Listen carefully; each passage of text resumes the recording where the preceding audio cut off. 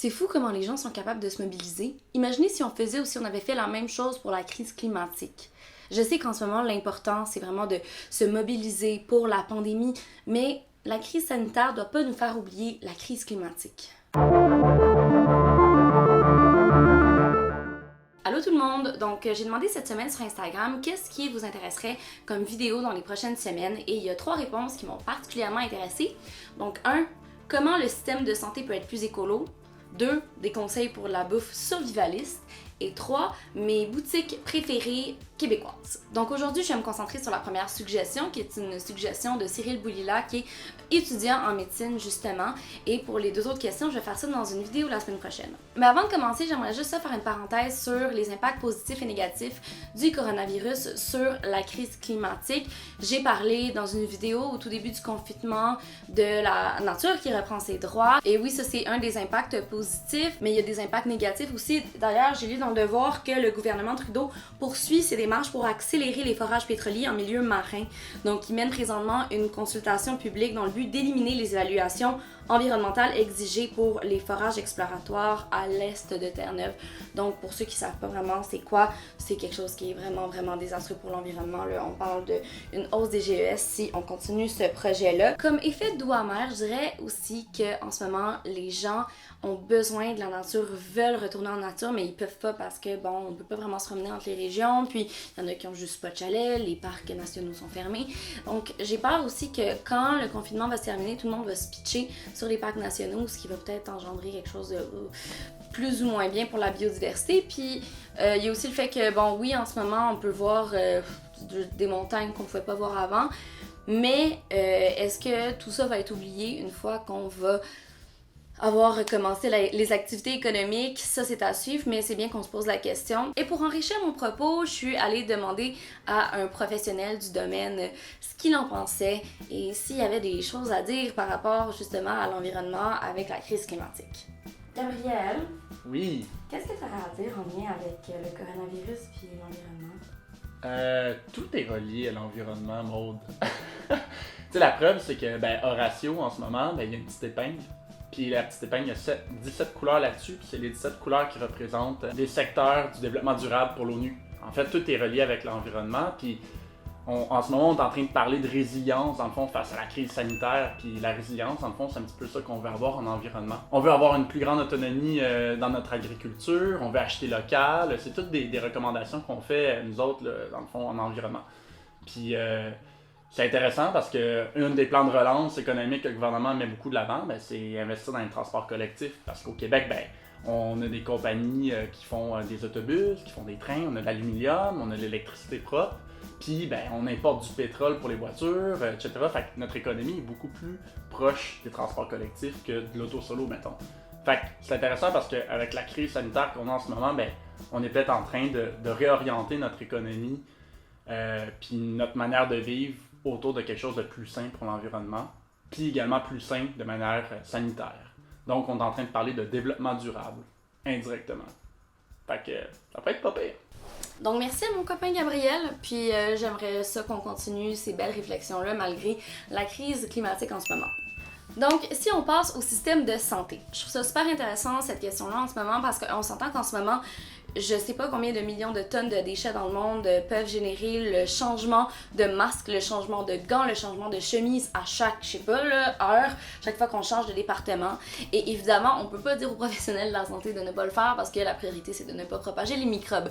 Mais je trouve ça intéressant d'aborder cette question d'environnement dans le système de santé, qu'est-ce qui est prioritaire, qu'est-ce qui l'est pas, quelles sont les possibilités. Puis là, je parlais de masques, puis il y a un mouvement en ce moment de fabriquer son masque chez soi qui peut être une alternative écologique aux masques jetables, les masques un peu de dentiste qu'on connaît. Et j'aurais pu faire un masque en ce moment avec des matières recyclées que je trouve chez moi, mais je le ferai pas parce que, je suis vraiment pas bonne là-dedans, même si je couds un petit peu, il serait vraiment pas efficace, il serait vraiment foireux, ou je ferais juste mettre 2 élastiques sur le bord d'un foulard, là, en tout cas. Et c'est aussi qu'en ce moment, c'est un petit peu controversé comme méthode ou comme sujet. À ce qui paraît, les gens sont moins aux aguets quand ils portent un masque, ils se pensent invincibles, donc ils respectent pas nécessairement 2 mètres. Il y a aussi des gens qui disent qu'on va plus se toucher le visage parce qu'on arrange le masque, mais il y a aussi d'autres personnes qui disent que non, le masque nous empêche justement de se toucher le visage parce qu'il nous rappelle constamment qu'on est dans un bris de normalité si on veut. Et là, je parle pas des masques N95 qui, eux, forment un petit peu ce moule au visage et empêchent 95% des gouttelettes de sortir et empêchent 95% des gouttelettes de rentrer.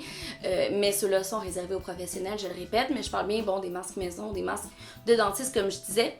Et d'ailleurs, je vous conseille, je vais le mettre en description, la dernière BD du pharmacien qui est super intéressante, qui démystifie un peu le vrai du faux des masques, puis qui donne les pour et les contre d'en fabriquer et d'en porter un. En fait, ça protège un peu les autres de nos propres gouttelettes, mais ça ne nous protège pas, nous, des autres gouttelettes. Dans le sens où un masque fabriqué localement, peu importe, qui n'est pas un masque N95, va empêcher nos gouttelettes de sortir du masque, donc va protéger les autres si on pense qu'on a des symptômes, mais ne va pas empêcher les gouttelettes de rentrer. Mais ça m'empêche pas de parler des compagnies québécoises qui en font, et ça aussi je vais le mettre en description. Il y a la Licornerie, il y a la boutique Arloca, il y a Frank & Oak, il y a Dans le Sac, Catherine Leblond, Polaire et Plus au Lac-Saint-Jean, il y a Atelier B dans le Myland, il y a la designer Cathy Saint-Laurent, il y a Annie 50, plus Masque Plus, il y a Eau Noire, et plus encore, toutes les infos sont en description.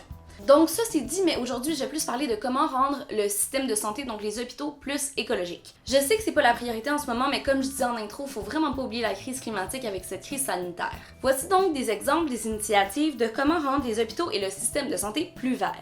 Donc, en 1984, il y a eu une étude sur la relation entre les espaces verts et la guérison des patients. Dans le fond, c'était sur des patients qui étaient en convalescence dans un hôpital à la suite d'une opération à la vésicule biliaire. Et ça a conclu que si les patients avaient bénéficié d'une vue sur un paysage naturel plutôt que sur un mur de briques, eh bien, ils auraient demandé moins d'antidouleurs pendant leur convalescence et auraient quitté l'hôpital en moyenne une journée plus tôt que ceux qui voyaient un mur de briques. Cette information-là, je l'ai trouvée sur la merveilleuse plateforme d'Action climatique 1.5 et dans le même reportage, il y a un expert qui explique que beaucoup d'études appuient l'importance des espaces verts dans des contextes de soins.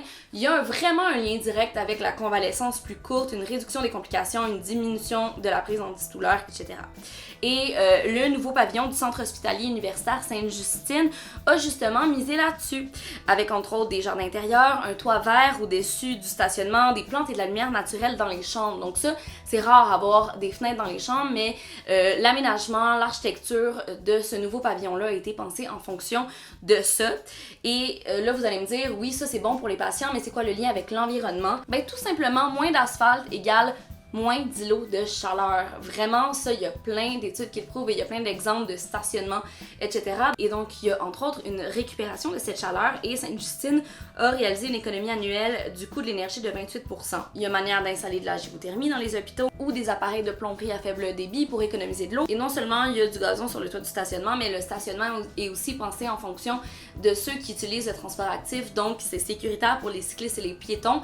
Ça encourage de ne pas prendre la voiture automatiquement pour aller au travail ou pour aller visiter quelqu'un. Il y a d'autres instituts de la santé qui font la même chose. Je pense à l'Institut psychiatrique Pinel qui a planté environ 3000 arbres sur son terrain en 3 ans. Et ça m'amène à une autre initiative, le compost, parce que à l'Institut Pinel, les bacs de compost sont ou seront installés, là c'est pas clair, dépendamment de sont rendus où dans le processus, là, dans les cours intérieures de chacune des 15 unités. Donc il y a comme 300 résidents de l'Institut psychiatrique Pinel qui vont pouvoir composter leurs déchets et avec ce compost-là vont pouvoir par la suite même cultiver un petit potager et ça même pour la santé mentale, il y a plein de bienfaits dans le fait de jardiner. Bon, c'est sûr que dans un hôpital standard, c'est plus complexe de faire ça parce que les patients sont pas permanents, donc les patients peuvent pas nécessairement eux-mêmes composter, mais bon, il y a une cafétéria aussi. Puis tu sais, je me dis pourquoi pas cultiver quelques fruits et légumes et fines herbes dans une cour de l'hôpital qui seront ensuite servis aux patients. Il y a rien de mieux qu'une fraise des bois cultivés dans le jardin de l'hôpital qu'une fraise pleine d'OGM des États-Unis. Ça, c'est si les patients ont réellement droit à des fraises au lieu du pudding des fois. Honnêtement, je sais pas. Puis je suis très chanceuse, je me rends compte de pas vraiment savoir ce qu'on sert exactement dans un hôpital. En tout cas, j'ai lu qu'à l'hôpital Sainte-Croix à Drummondville, les employés recueillent les matières compostables lors de la préparation des repas et il y a une station de tri avec 3 poubelles à la cafétéria. Comme ça aide les patients et les employés à mieux trier leurs déchets. Donc, il y a vraiment manière de le faire. Puis, sinon, je parlais des déchets que peuvent causer les masques, les gants, les chemises. En ce moment, c'est pas évitable, ces déchets-là, surtout là, en ce moment. Mais les gobelets de plastique, de café, ça, oui, ça peut être évitable à l'année longue. Il y a tellement de monde qui travaille dans un hôpital et c'est souvent des gens qui travaillent beaucoup, qui travaillent souvent. Donc, ils n'ont pas nécessairement le temps d'amener leur tasse réutilisable de café à chaque jour. Donc, ça pourrait être important d'installer un système qui va réduire le nombre de déchets. Puis là, je reviens à l'Institut Pinel parce que depuis presque 2 ans, je pense que c'est été 2018, tous les gobelets jetables servis à la cafétéria des 1000 employés sont remplacés par des tasses en bambou réutilisables. Mais ce genre d'initiative-là, à ce qui paraît, c'est plus difficile pour les grands centres intégrés de santé et de services sociaux parce que tout est fusionné. Donc, j'ai pas l'impression que chaque hôpital peut, par lui-même, changer sa façon de fonctionner. Donc j'espère que cette petite capsule sur le système de santé et l'environnement t'a plu. Si tu travailles dans le système de santé puis que tu aurais des choses à dire par rapport à ça, des éléments à ajouter, ben n'hésite pas à le dire en commentaire, des suggestions même. Puis je vous reviens la semaine prochaine avec une vidéo sur la bouffe survivaliste ainsi que sur mes boutiques québécoises préférées. N'oubliez pas de laisser un petit pouce et de mettre un petit commentaire et de me suivre sur Instagram. Merci beaucoup!